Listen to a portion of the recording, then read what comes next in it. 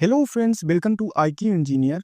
तो दोस्तों, मैं आज आप लोगों के लिए लेकर आया हूं कक्षा 11वीं वार्षिक परीक्षा 2025 trade automotive subject four wheeler service technician का एग्जाम पेपर। जल्दी से आप लोग देख लो, यही पेपर आपके एग्जाम में आएगा दोस्तों। अगर आपने अभी तक हमारे यूट्यूब चैनल IQ इंजीनियर को सब्सक्राइब नहीं किया है तो जल्द से जल्द सब्सक्राइब करें। चलिए शुरू करते हैं। निर्देश: सभी प्रश्न हल करना अनिवार्य है। प्रश्न क्रमांक 1 से 4 तक वस्तुनिष्ठ प्रश्न है। प्रत्येक प्रश्न 5 अंक का है। प्रश्न क्रमांक 5 से 9 75 शब्द, प्रत्येक प्रश्न 3 अंक का है। प्रश्न क्रमांक 10 से 15 150 शब्द में लिखना है। प्रत्येक प्रश्न के लिए 5 अंक का है।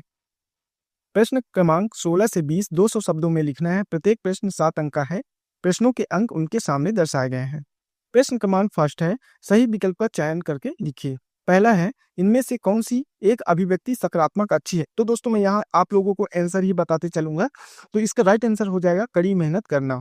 दूसरा है, इनमें से कौन सा गैर मौखिक संचार है। तो इसका राइट आंसर हो जाएगा दोस्तों सहकर्मी के कंधे पर हाथ रखना।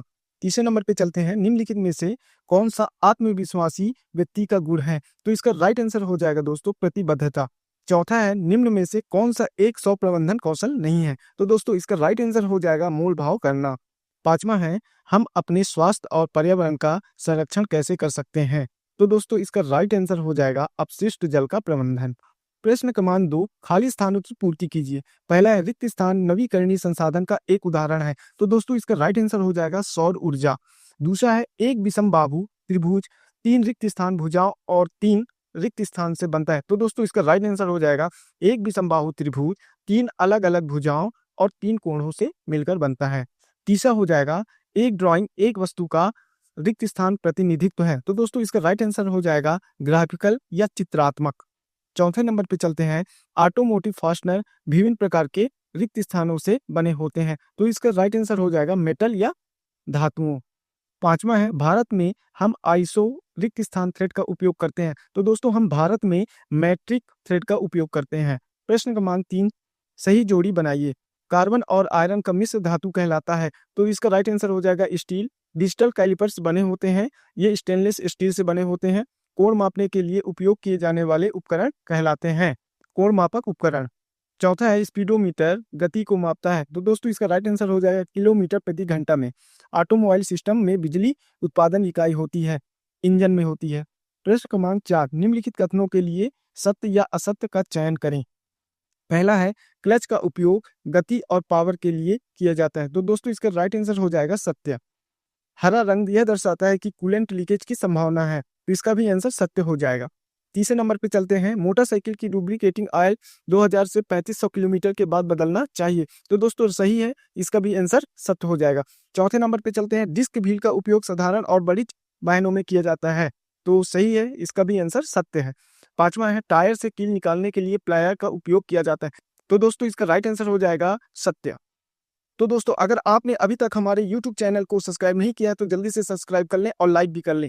आगे बढ़ते हैं दोस्तों। प्रश्न क्रमांक 5, मौखिक संचार के लाभ लिखिए। प्रश्न क्रमांक 6 है, स्व प्रबंधन को प्रभावित करने वाले कारकों पर संक्षिप्त टिप्पणी लिखिए। प्रश्न क्रमांक 7, CPU के मुख्य भागों की सूची बनाइए। प्रश्न क्रमांक 8 है, त्रिभुज और चतुर्भुज के बीच अंतर स्पष्ट कीजिए। प्रश्न क्रमांक 9, मैकेनिकल ब्रेक की सर्विसिंग करते समय अपनाए जाने वाले महत्वपूर्ण कदम लिखिए। प्रश्न क्रमांक 10 पे चलते हैं, देश और समाज में उद्यमिता की भूमिका की व्याख्या कीजिए। प्रश्न क्रमांक 11, ऑटोमोटिव उद्योग में प्लास्टिक की भूमिका को समझाइए। तो दोस्तों, इस प्रकार के आपके एग्जाम में क्वेश्चन आने वाले हैं, तो इनकी तैयारी आप लोग कर लो। प्रश्न क्रमांक 12 है, वर्नियर कैलिपर का अल्पतमांक ज्ञात करने के लिए प्रक्रिया को समझाइए। प्रश्न क्रमांक 13, लुब्रिकेशन प्रणाली की जांच करते समय कौन कौन से कदम उठाए जाने चाहिए। प्रश्न क्रमांक 14, इंजन के इग्निशन सिस्टम की ट्यूनिंग क्यों आवश्यक है।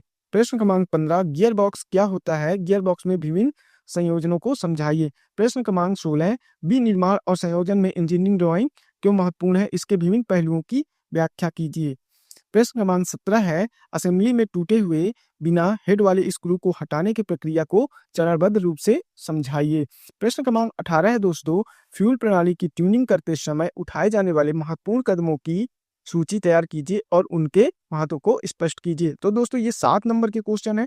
प्रश्न क्रमांक 19 पे चलते हैं।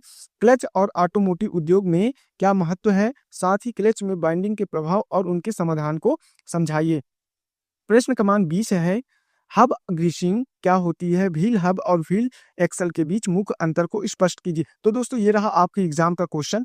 तो दोस्तों अगर आपने अभी तक हमारे YouTube चैनल IQ इंजीनियर को सब्सक्राइब नहीं किया है तो सब्सक्राइब कर लें और लाइक भी कर लें और अपने दोस्तों को जरूर शेयर करें। धन्यवाद।